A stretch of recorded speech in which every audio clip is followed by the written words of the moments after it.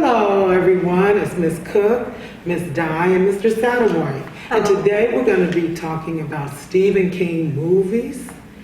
And today the movie that I picked was Christine, written by Stephen King. The movie came out in 1983, and it was directed by John Carpenter.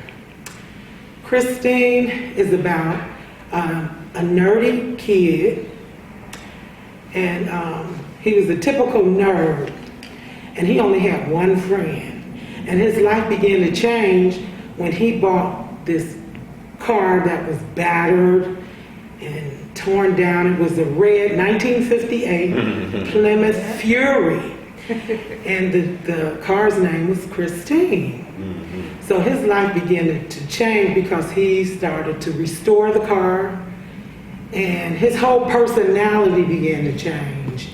He went from nerdy to this cocky kid who was really arrogant, and all his friends, well, his one friend was like, what is going on? Because he only had one friend. He even dated the most beautiful girl in high school, or most popular girl in high school. But this car, Christine, was like a jealous type of killing machine, because the previous owner of the car committed suicide with carbon monoxide. So Christine, whenever the bully would bully this nerdy guy, Christine would go after him and kill him, and ram him into different things or whatever, and the car will restore itself back to its pristine state. I like the movie, and like I said, it came out in 1983, so it's an older movie. But toward the end, his best friend and his girlfriend, they tried to, destroy the car because the car was like taking over him. He became really obsessed with the car. So his best friend and his girlfriend ended up destroying the car at the end of the movie. I think it's been a while since I've seen it, but it was one of my favorites by Stephen King, because I like old cars. I guess that's kind of why I liked it. Okay. That's awesome. Yeah. Have you ever seen it? Yes, I do. It was so long ago. I was trying to remember. I definitely remember seeing that one. I remember the red car, and like you said, killed off everyone. Everybody became jealous bouts, and it was a real interesting movie, but it was great overall. Okay. Well, guys, today I'm going to be talking to you about The Green Mile.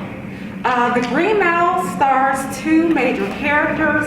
One is Paul Edgecombe, who is played by Tom Hanks, and the other is John Coffey, who is played by the now deceased Michael Duncan. So the movie begins with Paul in a nursing home, and he is reminiscing about the time spent as a death row supervisor at the Cold Mountain Penitentiary.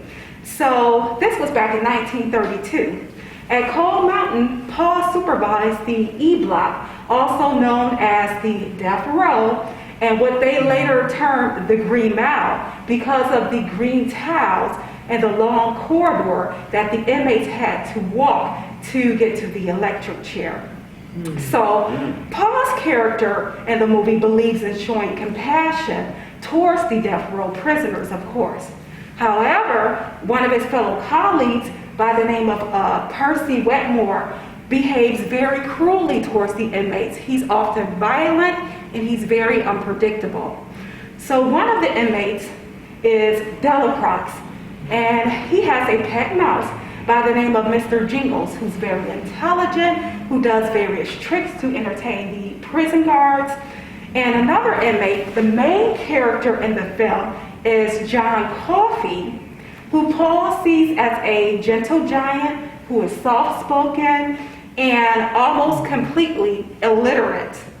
Because of these characteristics, Paul is curious to find out the details of John's crime. He discovers that John was charged with the rape and the murder of two 9-year-old twin sisters, okay? The two girls had been sleeping on their front porch and were found missing along with their family dog.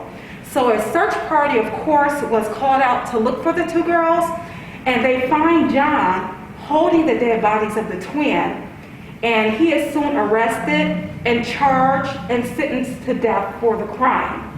So another interesting trait that Paul notices about John's character is, of course, his special ability to heal people. John actually heals Paul himself of a terrible infection. He brings Delacroix's pet mouse, Mr. Jingles, back to life. And he also heals the warden's wife of brain cancer. So Paul, being still disturbed about John's innocence, he begins to conduct his own personal investigation. And he found out that John is actually innocent all along, okay? He actually discovers that it is a prisoner in the very same prison by the name of William who is the true murderer of the twins. Now, John himself confirms this to Paul, and he told him that there was an instance of a confrontation between him and between him and William, where William grabbed his arm, and due to his special healing abilities, he was able to see inside of William's mind, and he learned that he had murdered the twin sisters. So I think that the most interesting moment in the film is when Paul realizes that he's faced with the fact that it would be impossible to prove John's innocence because of, number one, his special healing powers, and number two, at the time, dealing with the racism going on in the justice system, at the time it would be virtually impossible to reopen up a case of a black man being convicted for murder. So Paul's account of reminiscing comes to an end when John Coffey is sentenced to the electric chair, and unfortunately that was the very last execution of his career. So I also wanted to mention that for those of you who haven't seen the movie, it has an unexpected twist at the end, but you have to be paying very close attention to it. The movie ends with Paul being in a nursing home, and he's having a conversation with Elaine, and I don't want to reveal it now, but it's going to tell you a little secret twist to the end of the movie. So I definitely recommend this movie for all to read because it is a classic piece that never goes out of style. It shows off the wit of Stephen King's true writing, and you'll definitely enjoy it. All right. I've never seen that one. Sounds interesting. Very good. I've heard people use it in the violent reference that you're going to walk the Green Mile in a minute. And I did want to just piggyback real quick on Miss Cook's movie because it's so interesting how I told y'all the last time I seen a cartoon reference in one of my favorite cartoon shows. So it's another favorite cartoon of mine named Futurama, and they did the Stephen King one of Christine with the robot Bender. Wow. So, but it was a little different because he had a friend with him. It was funny. If you don't know the show Futurama, you should watch it. It's funny. Okay.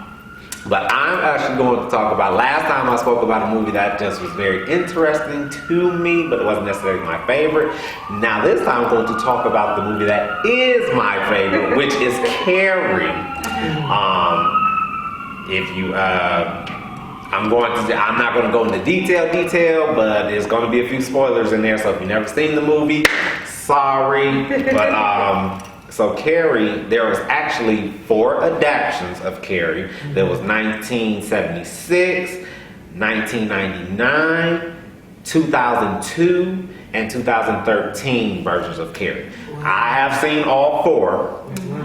The premise really doesn't change much in any of them for the most part, except for the Rage of Carrie. I think that one had a different twist on it, if I'm not mistaken. I don't remember the crazy mama in that one, but Yeah. So, but the reason I like Carrie so much is because I'm just a huge fan of Marvel and stuff like that. Now, I know that's not a part of Marvel, but the whole thing of the supernatural abilities to have powers and do things like that, telekinesis and all that stuff interests me. I want telekinesis. Okay, I hope someone hear me out there. That's what I want. But the premise of Carrie is a young lady who she lives in this little hick town or whatever. Her mom is very religious and spiritual. She kind of knows that Carrie has some special abilities and stuff, but she's trying her hardest to suppress them because she thinks they're of the devil and all this other stuff, demonic, satanic, whatever you want to say.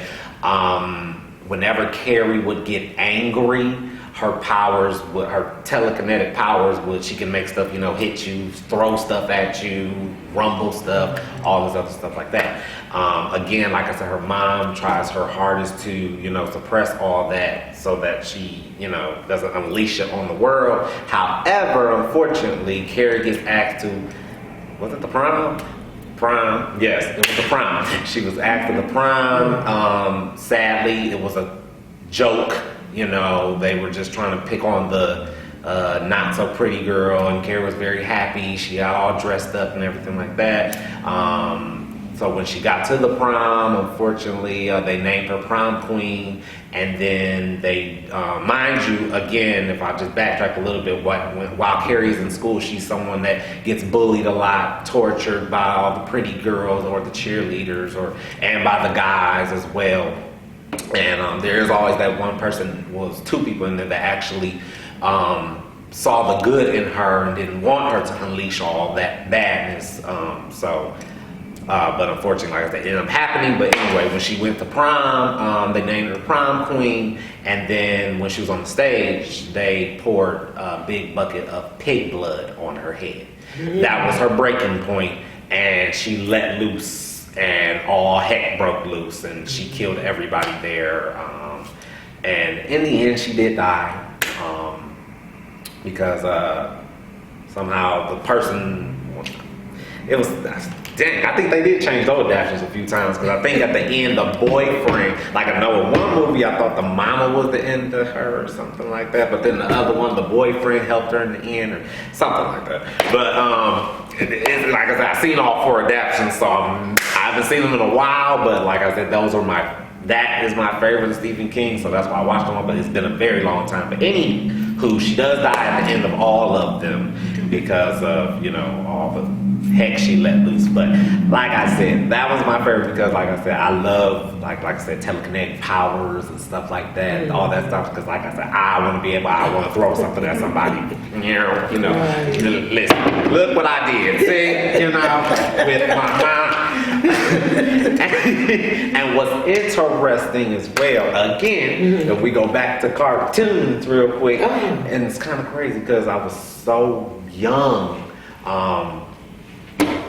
When I was, because this cartoon came out when I was probably like 8, maybe 8 or 6. And since Carrie has all those adaptions, I didn't know what they were doing, but there was a famous cartoon out there called Tiny Toons. And they did it was a, long story short, it was the young Babs Bunny, the young Lola Bunny, and it was a skunk. They're all like child versions of Bugs Bunny, Pepe Le Pew, and Donald Duck, but they're the girl versions. So anyway, they all got asked to a dance, and they wanted to be grown and all this other stuff like that. And so they got dressed up, went to the dance and everything, and then one of the girls got a bowl of red punch spilled on their head, and then all of a sudden she started doing the moves and started tearing up the dance, and the one girl was like, what's going on? And she was like, did you see Carrie? And I was like, oh, and I didn't know what that was. I was just very interested that they got dressed up, whatever. But so it was interesting that, like I said, as a child, you sometimes you don't know when you get things right when you get old. I was like, oh, that's where they got that from. So, but I would definitely recommend this movie. You can be like me and watch all 4 and compare and contrast. Like I said, if you're like me and just like the supernatural a little bit and stuff like that, I ain't trying to talk to no dead people, but it's a good movie pick. I think you'll very much enjoy it. Good.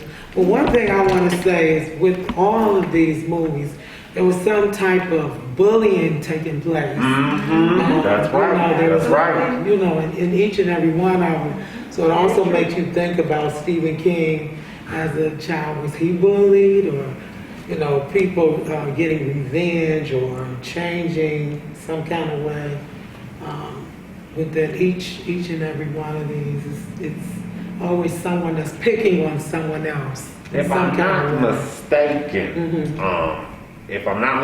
I think I actually read, because you know, you can't believe everything you read. Right. But if I'm not mistaken, I heard actually 2 theories. It's funny you said that, because I heard 2 theories about that. Because one, I thought I did read something that said Stephen King was kind of bullied a lot, and he was different. So, but he got the chance to, when he got his chance, he, you know, depicted and made all these, you know, different things to, you know, show, show So that's different why sides. it's good to write about it. Exactly. You know, write about it. Write how you feel, or put it in a story form. Or the other theory was he just put that out there for people to know, not being funny, they bullied Carrie, and they didn't know that young lady had those supernatural powers. Right. And it's like, if I know you can burn me with your eyes, I'm not messing with you. No, I am not. Right. No, I am not. They had no idea. Exactly. So it's like you never know. So that's Who a you messing with. public service announcement to all of y'all out there. You never know. So please don't mess with anybody. Right. Okay? Exactly.